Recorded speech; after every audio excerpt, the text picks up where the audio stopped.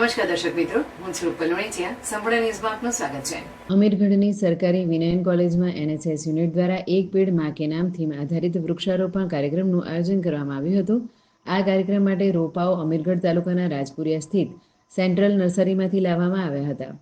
કોલેજના કેમ્પસમાં એનએસએસના સ્વયંસેવકો અને વિદ્યાર્થીઓએ અધ્યાપકોના માર્ગદર્શન હેઠળ વિવિધ પ્રકારના રોપાઓનું વાવેતર કર્યું હતું. આમાં જાંબુ, આંબો, કરમદા, લીંબુડી અને દાડમ જેવા ફળાઉ વૃક્ષો રોપવામાં આવ્યા હતા. સાથે આમળા, હરડે, તુલસી અને અરડુસી જેવા ઔષધીય વૃક્ષોની રોપણી પણ કરવામાં આવી હતી.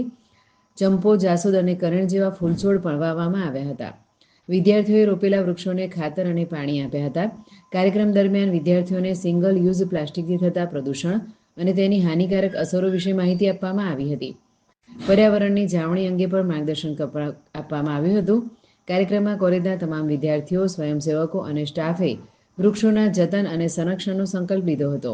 આ કાર્યક્રમનું સંચાલન એનએસએસના પ્રોગ્રામ ઓફિસર ડોક્ટર મહેશ પ્રજાપતિએ સંસ્થાના આચાર્ય ડોક્ટર એન કે સોનારાના માર્ગદર્શન હેઠળ કર્યું હતું.